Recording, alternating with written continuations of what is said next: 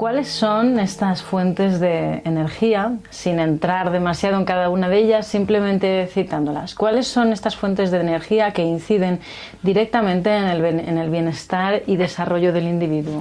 Digamos que para la sabiduría oriental, desde muy antaño, se ha considerado que además de un cuerpo puramente físico, somos como un mapa energético.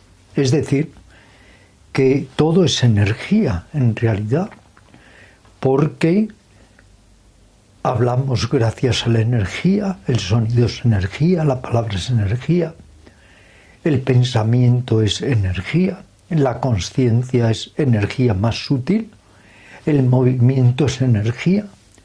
Somos no solamente un cuerpo físico, somos también, como queramos decirlo, pero somos un cuerpo energético. ¿Cómo será que en la mitología hindú se nos dice que incluso Shiva, el dios, sin su energía la Shakti es un cadáver, dando a entender lo importante que es la energía y cómo aprovecharla y enfocarla de una manera adecuada, porque aunque todos tenemos mucha energía, la energía no es inagotable. Nos podemos desgastar o podemos malgastar nuestras mejores energías y ya iremos viendo cómo por un lado hay que aprovechar los manantiales o fuentes de energía, que ahora te cito algunos, y cómo por otro lado tenemos que evitar, esto es muy importante, las fugas de energía. Cítanos algunas fuentes de energía. La respiración, la alimentación, el sueño, el pensamiento, sentimiento, la conciencia, el contacto con la naturaleza, el pensamiento constructivo, la óptima relación con las otras criaturas, la amistad, el amor. Hay desde la energía más densa, más burda, a la energía más sutil o más incluso suprasutil. La energía es vida, la energía como tal es fuerza, la energía es ímpetu, es también anhelo. La energía es una, pero lo que sucede es que se canaliza o se manifiesta de formas muy diferentes. Aquí sí que quiero contar una anécdota. Era un yogi que llegó a una edad muy avanzada, inhabitualmente avanzada. Y le preguntaron, bueno, ¿cómo has podido llegar a esta edad tan avanzada? Y dijo, mirad, la naturaleza me dio unas herramientas, me dio un cuerpo, me dio una mente, me dio unas emociones. Entonces, ya que he recibido de la naturaleza estas herramientas, he tratado siempre de cuidarlas, sin apego, sin obsesión, pero de cuidarlas, de atenderlas y de equilibrarlas. No he hecho nada para llegar a esta edad tan avanzada, pero el hecho es que efectivamente he llegado. De todas las fuentes de energía que has citado, vamos a empezar por una de ellas, por ejemplo, con la alimentación. Ha sido de las primeras que has citado. ¿Qué entendemos por alimentación adecuada o saludable y qué consideras importante dentro de este ámbito? El cómo, el por qué y el cuándo comemos son importantes también. Bueno, para mí lo realmente importante es, antes que nada, darnos cuenta de que somos un cuerpo de alimento. Esto es que es innegable. Un cuerpo de alimento. Y si somos un cuerpo de alimento, quiere decir que alguna importancia tendrá la alimentación.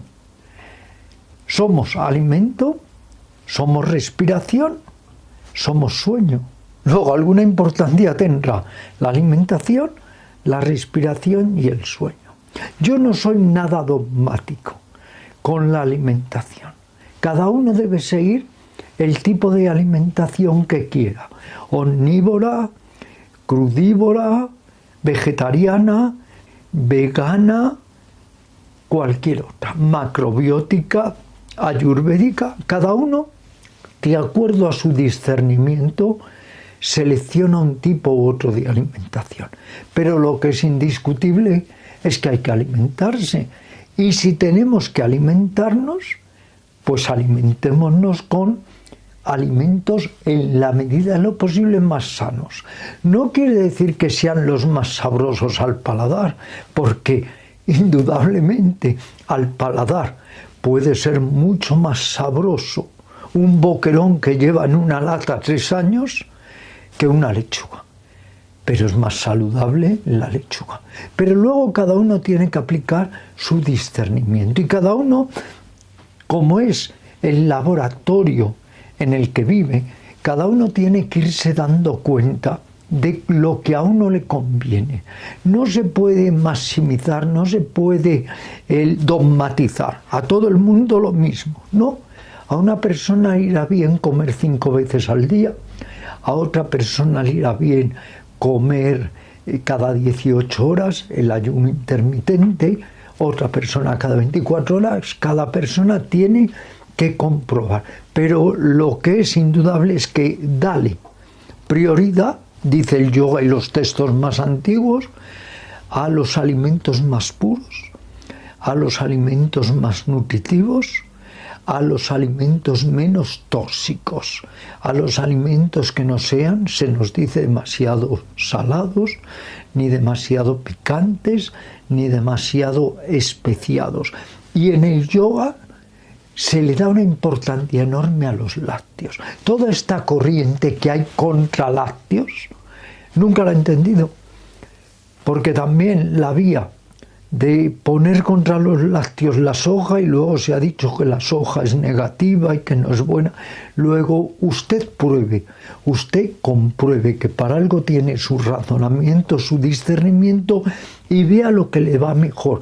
Pero por favor, dejemos de lado las supersticiones, los mitos y los dogmas en la alimentación. Yo ya adelanto porque desde hace 30 años soy ovolácteo vegetariano. Pues simplemente, no por salud, sino por lo que llamaríamos vegetarianismo ético. No quiero hacer daño en la medida de lo posible a ninguna criatura viviente, pero cada persona que luego elija su tipo de alimentación. Yo, por ejemplo, soy en el 80% de mi alimentación lácteo.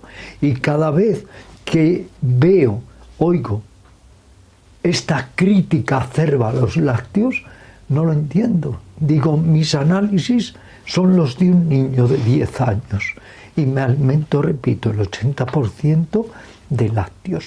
Ahora, cada persona que pruebe.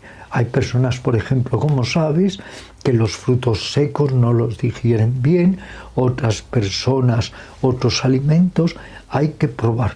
Pero yo he hecho referencia a lo que los textos más antiguos del yoga nos dicen, que también hay que tomar los alimentos, dicen, estoy recordando, visualizando los textos, ni demasiado calientes, ni demasiado fríos, que hay que llenar el estómago la mitad de alimento, 1/4 de agua y 1/4 de aire, es decir, nunca saciarse, y que no es lo mismo si te sometes a un sadhana yógico muy fuerte, que toda la alimentación es diferente a la alimentación de cada día. Una de las frases que te he oído y que he podido leer en alguno de tus libros es la siguiente: el control de la alimentación es importante para ascender en el ser. Cuéntanos un poco de qué va esto. Todos sabemos hasta qué punto, si comemos demasiado, se nos embota la mente. Hasta qué punto incluso se nubla un poco la conciencia. Y luego está lo que llamaríamos la adicción por la comida, que llega un momento en que eso siempre oculta algún problema psicológico detrás.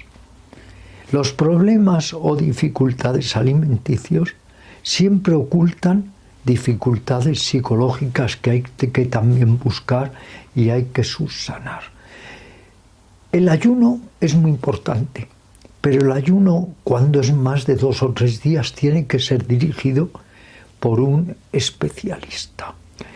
Tenemos que considerar que el exceso de comida no solo nubla nuestra mente, es que intoxica nuestros órganos, intoxica nuestro cerebro.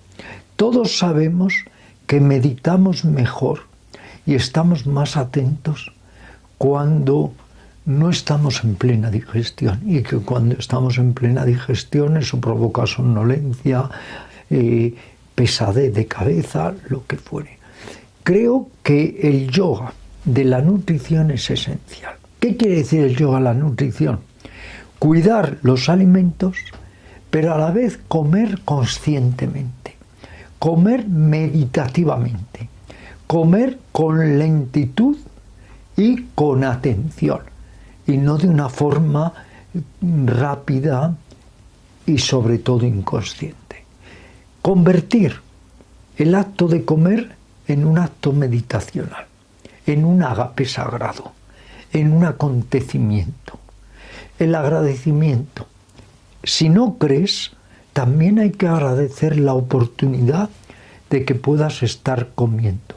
Pero es una pena que no se regule más la alimentación y que cada día se pierdan y se arrojen a la basura millones de toneladas de alimentos cuando millones y millones y millones de personas están pasando hambre.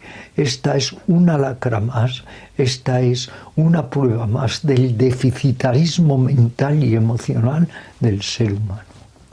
Totalmente de acuerdo, Ramiro, con ello. Vamos a citar otra de las fuentes de la energía a la que ya has hecho referencia, y es precisamente la de respiración, ¿no? Saber respirar. ¿A qué nos estamos refiriendo exactamente con ello? Y también si es necesario instrumentalizar de alguna forma la respiración para que se considere una fuente de energía, o simplemente ya lo es por sí misma. Bueno, por sí misma lo es, puesto que nadie puede vivir sin respirar.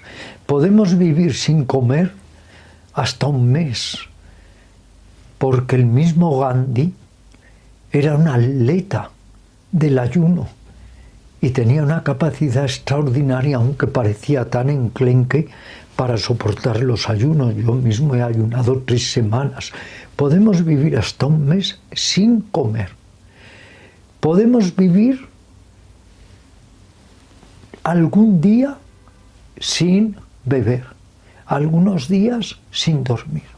Pero es que no podemos vivir más de 1 minuto, 2, 3 minutos sin respirar. Respiramos de 15 a 20 veces por minuto. Lo primero que hacemos al nacer es inhalar. Lo último que haremos es expirar. Toda nuestra vida es respiración. Nos demos cuenta o no, es respiración. Porque la respiración es una función que puede ser mecánica inconsciente, pero que la podemos hacer consciente. Otras funciones es más difícil. Hay yogis que pueden sentir y tomar conciencia del pulso y cambiarlo, de los latidos del corazón, pero eso es muy difícil. En cambio, todos nosotros podemos, cuando nos lo proponemos, tomar conciencia de la respiración y regularla y hacer ejercicios respiratorios. La respiración se puede utilizar en 2 vertientes. Una, como ejercicio de concentración, respirando con toda naturalidad, pero atento al curso de la respiración, y otra como ejercicio de pranayama o de control respiratorio. Los antiguos sabios chinos decían que lo primero que un ser humano tendría que hacer es aprender a respirar. Yo, de hecho, en mis memorias, el viaje de mi vida, me quejo de que no me enseñaron nada realmente importante cuando era un niño o un adolescente. Ni me enseñaron a respirar, ni me enseñaron la media sonrisa, que es tan relajante y placentera para uno y para los demás, ni me enseñaron a abrazar un árbol, ni me enseñaron tantas cosas, ni a comer, etc. Entonces, creo que es importante aprender a respirar. creo que es importante hacer diariamente algunos ejercicios respiratorios, aunque sea la respiración básica. La respiración es básica, la abdominal, la media intercostal, la clavicular y la integral o completa. Es que es tan fácil y claro, la respiración efectivamente es muy importante, incluso para evitar o prevenir trastornos pulmonares. Así es. Otra de las fuentes de energía que antes has citado es el sueño o el descanso, ¿no?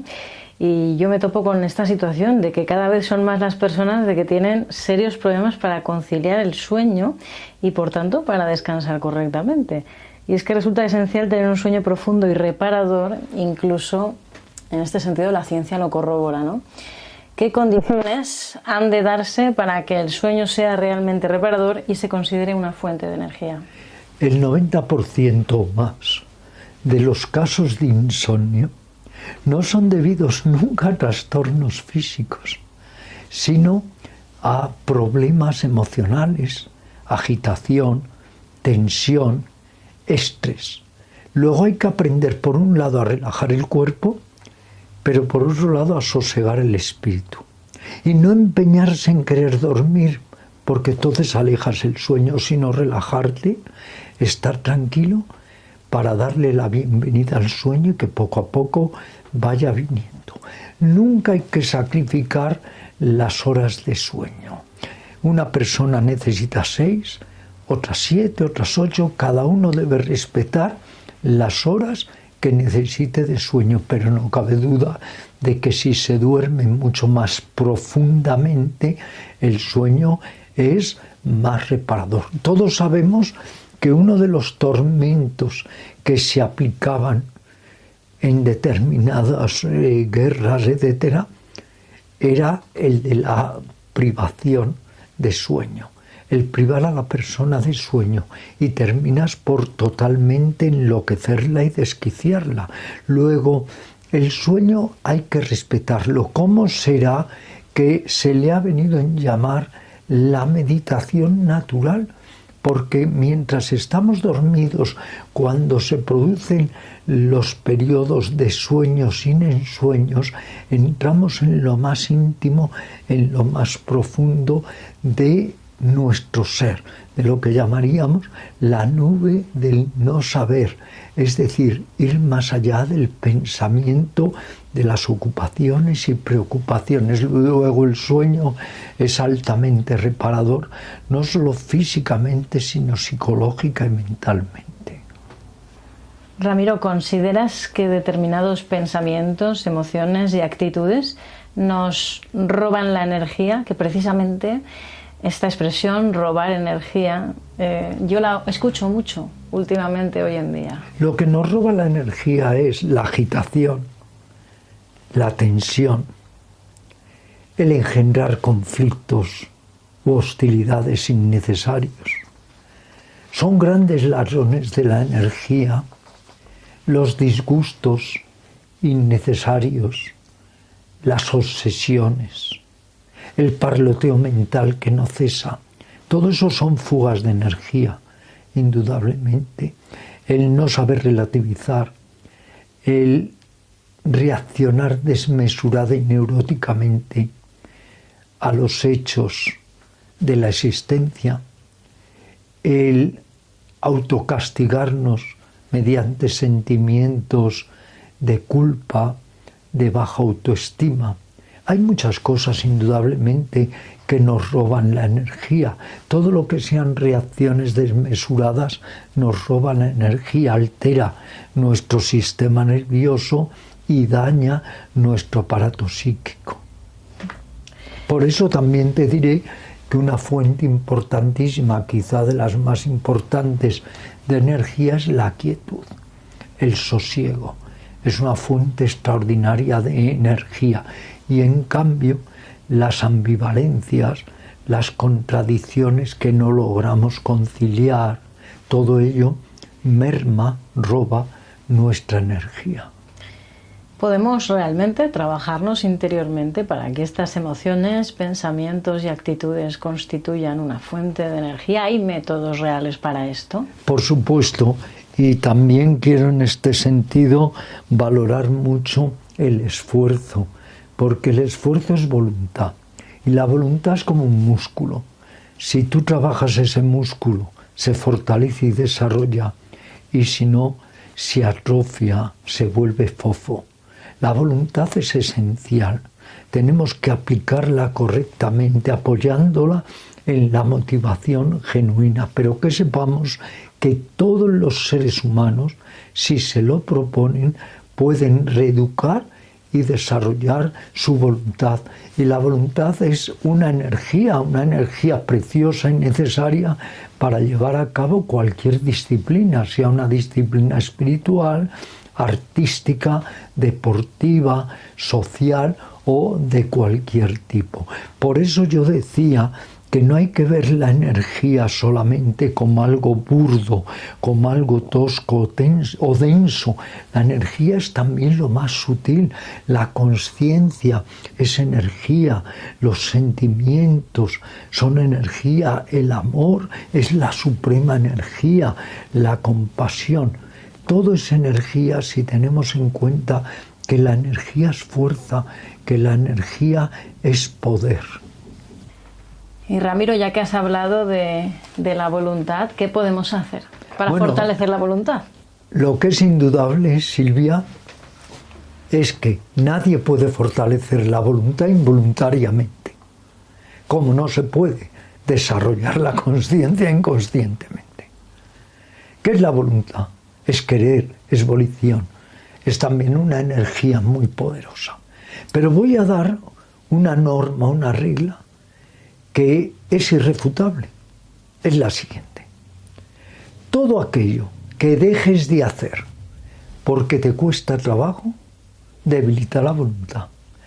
Todo aquello que aun costándote trabajo lo hagas, fortalece la voluntad. Esto es indiscutible. Teniendo esa regla en mente ya sabemos lo que podemos ir haciendo y no. Buda decía: no conozco nada tan poderoso para superar la desidia, la indolencia, la pereza, como el esfuerzo. La voluntad es esfuerzo, pero esfuerzo en acción, bien canalizado, no esfuerzo baldío que no sirva para nada. Y dentro de todo este conjunto de fuentes de energía, ¿qué papel crees que juega el trabajo consciente sobre el cuerpo del yoga? El ejercitamiento en sí mismo es una fuente de energía, aun si no es consciente. Si una persona hace sus ejercicios de calistenia, de footing, de natación, de gimnasia, eso es fuente de energía y eso favorece la salud, y todo lo que favorezca la salud es un manantial de energía. Esto es obvio, como todo aquello que robe la salud sustrae nuestras mejores energías. Pero si además el ejercicio es consciente, como es en el Hatha Yoga, las asanas o posturas conscientes, la respiración consciente, la relajación consciente, eso duplica o multiplica los caudales de energía, porque favorece la energía somática, la energía mental, la energía emocional, incluso la energía espiritual. Luego, ejercicio sí, siempre que no sea un ejercicio que produzca ansiedad o resulte estresante, y si ese ejercicio además es consciente, infinitamente mejor. Al principio de esta charla nos has hablado también de que existen fugas de la energía. ¿Qué consideras que es una fuga de energía para el ser humano? Bueno, he señalado ya algunas. Quiero añadir también dos fuentes de energía muy poderosas. Una, el contacto con la naturaleza. Y otra, los sentimientos bellos, la misericordia, la compasión, la benevolencia, la indulgencia. Eso también reporta una dosis extraordinaria de vitalidad y de energía, porque no olvidemos que la energía es fuerza vital, en el yoga la llamamos prana, vitalidad, y se nos dan infinitas técnicas en las que ahora no podemos entrar para precisamente que esa vitalidad y esa energía fluya bien, no solo por el cuerpo, sino también en el aparato psíquico.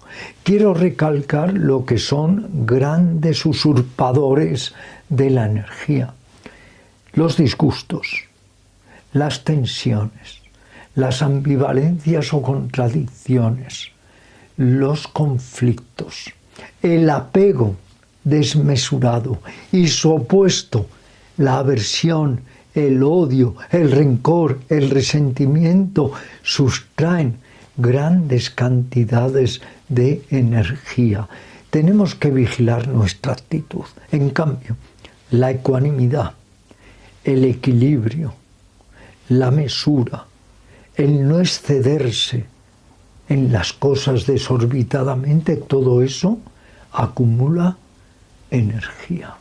Uno tiene que volverse como un ingeniero de las energías, saber manejar las energías para, como no son inagotables, no malgastarlas inútilmente. Los malos sentimientos, ¿cuánta energía nos roban? Y la preocupación y el disgusto innecesario.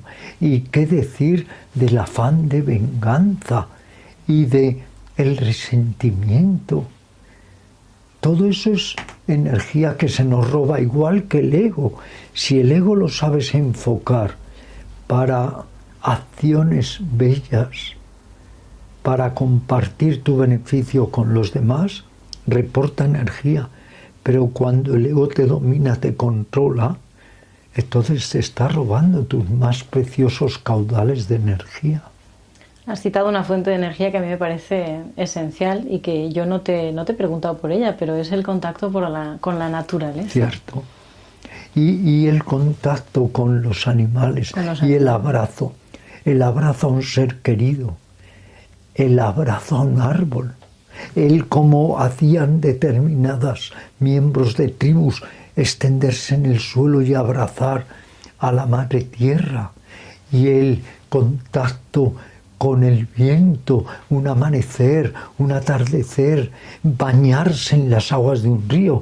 Tengo un libro, una novela que se llama Enseñanzas del búfalo sagrado, donde el jefe de la tribu de los Todas, que es la tribu de los búfalos sagrados en el sur de la India, le enseña a un psiquiatra occidental a obtener energías a través eso de bañarse en un manantial, de abrazar un árbol, de cambiar actitudes, de conciliar con los búfalos.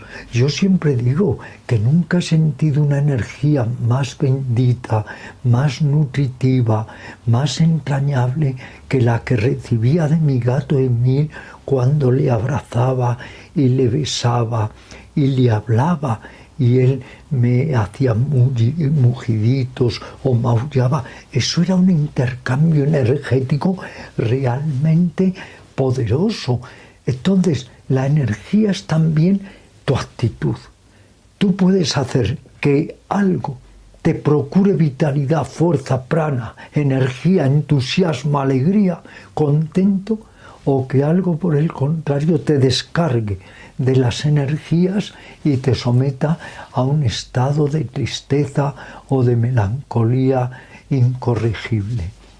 ¿Crees que el modo de vivir occidental actual, en el cual nos hemos masificado muchísimo en grandes ciudades y al parecer nos hemos alejado bastante del medio de la naturaleza, relegándola a un lado en el día a día? Prácticamente hay gente que no ve ni un árbol a lo largo de su día y que todo el contacto es con tecnologías, con transportes, con masificaciones y a lo mejor estar todo el día delante de un ordenador. ¿Qué ocurre aquí? ¿Hay una fuga de energía porque hay un descontacto? Te enturbia. Hay algo peor que la fuga de energía. Esto no se dice, pero lo voy a decir. Te enturbia tu energía. Cuidado. Es que hay algo peor que desgastarse y cansarse agotarse o extenuarse, porque entonces de manera automática sobreviene el sueño o que te extiendas en un sofá y te abandones. Pero lo peor es cuando enturbian nuestras energías. Las energías turbias es lo más peligroso, porque están ahí y están jugando un papel de veneno, nos están envenenando, nos están intoxicando. Y en esta sociedad hay una masa enorme de energías turbias que empiezan por los políticos. La mayoría de los políticos tienen energías tóxicas, turbias, solo basadas en la codicia, en el ego, el afán de poder. Esas son energías muy feas, esas son energías horribles. Entonces, hay que evitar... O lo que es peor, intentar cambiar la voluntad de los demás. Bueno, intentar intoxicar a los demás y compartir tus energías turbias, enturbiando las energías de los demás. Eso es gravísimo. Ese es el peor karma, si habláramos de karma. Entonces, tenemos por un lado que tratar de estimular nuestras energías, pero por otro lado que sean energías puras, que sean energías claras, que sean energías cristalinas. Y la meditación, por ejemplo, ¿qué es? El arte de parar. Cuando las aguas revueltas, turbias, de un lago se remansan, se esclarecen. Cuando nos sentamos en meditación, lo que hacemos es esclarecernos, drenar, limpiar, sacar todo el fango que arrastramos. Es muy difícil a veces entender esta concepción o concepto de energías claras y energías turbias, pero si lo llevamos a los sentimientos es muy fácil. Los sentimientos bondadosos son energías claras, son vitaminas para el alma. Los sentimientos basados solo en la codicia, el afán de poder, el odio, la manipulación, la explotación, son energía muy turbia que intoxica a uno, pero lo peor es que muchas veces tienden a intoxicar a los demás. El ambiente físico. Por supuesto, es que, mira, yo en las clases de meditación siempre digo que hay una polución infinitamente más peligrosa que la polución ambiental, es la polución psíquica, es la polución mental. Por eso se dice que la meditación es también una manera de limpiar la mente. Igual que te das una ducha para higienizar el cuerpo, tenemos que limpiar la mente, porque si no vamos arrastrando energías densas de muy baja y muy perversa calidad. Por eso apuntaba yo que muchas veces cuando salimos de esos ambientes, a veces tóxicos, en los cuales no nos podemos relacionar con un medio natural, como pueda ser pues la naturaleza o el contacto con algún animal, ¿no? Que parece que estos ambientes nos devuelven de alguna manera a nuestro origen y a saber conectar de otra manera con la realidad y con el día a día. Por eso te preguntaba si considerabas que esos ambientes tan alejados del medio natural nos influyen negativamente en nuestra energía, como un escape de energía. En nuestro sistema emocional, las emociones son una energía extraordinaria, nos influyen incluso físicamente, porque a saber, esa falta de naturalidad, por decirlo así, de naturaleza, a saber hasta qué punto están influyéndonos psicológica, mental, anímica y somáticamente. ¿Y consideras que todas estas fuentes de energía han de trabajarse conjuntamente o que con una tendríamos suficiente y abandonaríamos el resto? Lo ideal obviamente es hacer un trabajo poliédrico, un trabajo en todos los ángulos y en todos los sentidos. Si no se puede, mejor, claro, es hacer un trabajo en algunos de esos planos, pero de ser posible, lo ideal es saber que somos un conjunto de elementos que nos constituyen y que somos procesos. el cuerpo energético, el cuerpo mental, el cuerpo emocional y el cuerpo supraemocional, espiritual, como quieras decirlo. Hay que tratar de trabajar en los diferentes cuerpos, tratar de compensarlos, de conciliarlos y de alguna manera que todo ello nos ayude en nuestro trabajo de autodescubrimiento y autorrealización.